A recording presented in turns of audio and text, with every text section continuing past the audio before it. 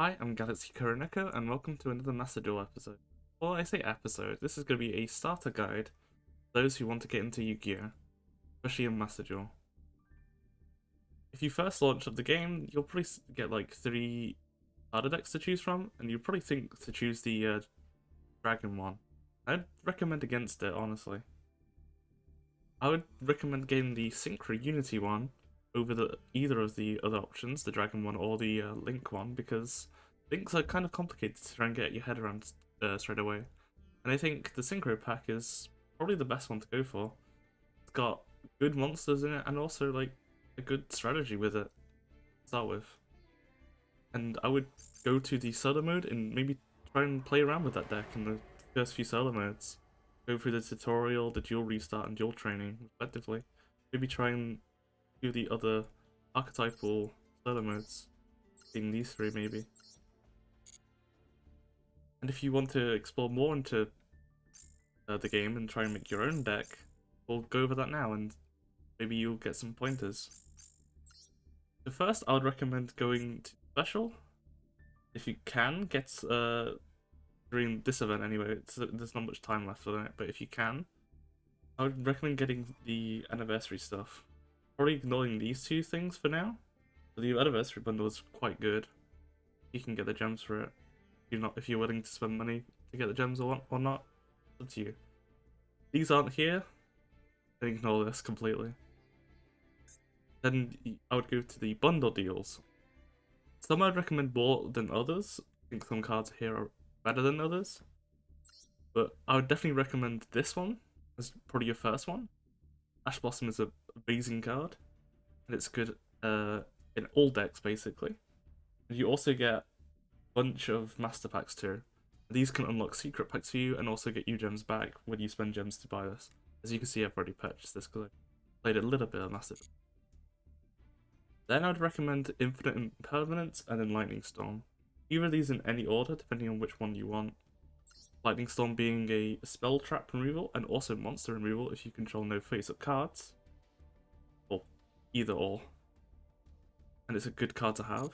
Infinite Impermanence is a trap negation card that you can also use on your first turn if you control no face-up cards as well. Similar to Lightning Storm, but it's a negation effect. The others are good to pick up later, but I wouldn't recommend getting them straight away, even though they are very strong cards. Droplet is also a negate, and Solemn Judgment is also a negate and destroy card. Older players may know this card, for sure. After looking into these or maybe purchasing these, you'll get secret packs. And if you want to go to a certain archetype, you can. But honestly, some of the secret packs I don't think are as good as others, and my knowledge on those aren't great. But if you want to make a really good meta viable deck, then I would recommend go for sprites. This one specifically. The sprite cards are very strong, and they are currently the meta deck in Master Duel at the moment. This may change when the next pack releases. Even my prediction, it might be around 17 days when these end, and that'll be Tailments. We'll cover that when that releases. Sprite cards are very strong. They allow you to do level 2 spam, and a lot of players are running it right now. They also can combine with other archetypes to do different stuff. There's Live Twin Sprite, Runic Sprite, and many others. We may cover those if this is part of your interest and the comments want you to cover those. So I would recommend this as a normal pack, and probably ignore the other 2 at the moment. Secret pack wise, I would go for maybe cards that are generically strong, or cards that you want to go for.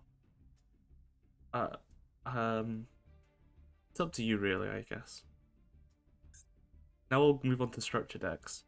Personally, I think some of these structure decks are amazing. Really good to get into.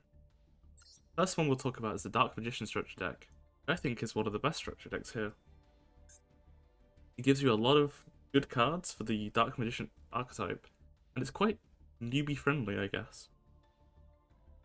Have cards like the Dark Magician, which is playable in the deck, obviously, because you need it.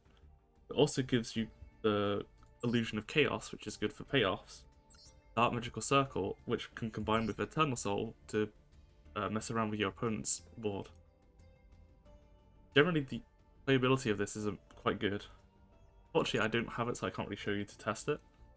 The deck is really powerful, and there's probably many guides online that can... I could also make a guide on that if you would like it. Another deck I would recommend is Salamangreat. This structure deck is very powerful for link spam. So if you're more comfortable with messing around with new archetype, new summoning mechanics, I guess, I would recommend this deck. This deck has a lot of combo play. Kind of hard to learn, but has some really good cards and pop off quite well.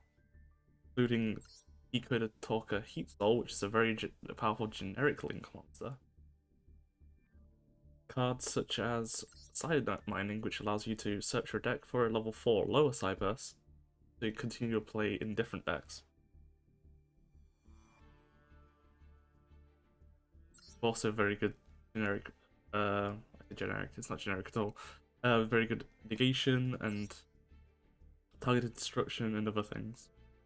I'd recommend this if you're interested in links, and if you're interested in Xyz monster, I'd recommend the Cypher deck.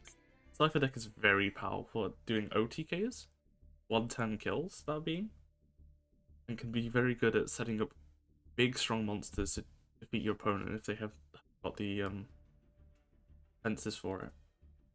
This is probably a decent deck for testing out Xyz, especially. I've seen a lot of people use the Cyberdarks and Cybernetic Successor deck, which is quite good at performing OTKs as well with Cyber End Dragon, other Cyber cards. If you're looking into the fusion archetype, maybe go for this. Personally, I would recommend different fusion archetypes, but they may be more complicated, like Branded or Predaplant. And Reese Contact Fusion is the other Xyz deck that's probably quite good. Being able to go into Utopia, which is an iconic card from 5Ds, and going to rank it up into different options. Using double or nothing to go for a big all-out push. Honestly, a lot of these structure decks are probably pretty good, but something I wouldn't really recommend. Pendulum and Spellbook, I hear are pretty decent, but honestly, I'd personally not recommend them. They're kind of complicated, and I wouldn't recommend playing Pendulum for a while, unless you really want to go into the complicated mechanics of Yu-Gi-Oh! Once you've sorted out some cards and you want to make a deck, get a deck editor. First, you'll probably see some of your own decks. You can see the list of structures here that you've purchased or started with. I started with the Power of the Dragon because I'm a sucker for Blue Eyes, but I wouldn't recommend it, honestly. You also have a generic starting deck. And you will get the other decks later on. We can look over the Synchro deck that I talked about earlier. It has one of the best Synchro cards of its era, Colossal Fighter, which is very powerful because it can recur itself. You can make it quite easily with Dunk Synchron targeting level 2s and other cards that allow you to resummon monsters or summon more monsters before your opponent. And generic Synchro destruction tools as well. I'll show you the Power of the Dragon, and you may see it's kind of monster spam. It's not amazing. It has some okay cards, but I think these are good for older formats rather than Master Duel's current format. You do get 2 Blue Eyes, which is nice, but the payoffs in this deck are terrible. I wouldn't recommend it. I wouldn't really say there's any good cards unless you wanted to build a Blue Eyes deck specifically. And the Link Generation deck is pretty solid. It does have Jeweler Sunworm, which is quite a decent card setting up for these, and Link Spider, which is quite good for later on plays, entering specific cards like Nibiru, or going use your tokens if you summon tokens, but that's probably something we will talk about later. It has some decent links, but honestly I think the Synchro deck is better. Links are kind of a little bit harder to understand than Synchros, I think. You can see all the other structure decks you can get from the story mode, solo mode, or you can purchase in the shop crystals. Let's say you want to make a deck. You'd create new. Then you'll see all your cards here. I'll have a lot more cards than you might. You can see a lot of them. And I would recommend sorting by rarity downwards rather than obtained order, because the obtained order will mess around with the collection of when you get cards, and your rarity you'll always generically be in the same order. If you want, you can click on this and it'll show you all cards that you own. Well, not own, but in the game. If you want to see the banned cards, you can go into here and click on forbidden, but we won't talk about banned cards because they're, well, banned. Not generically,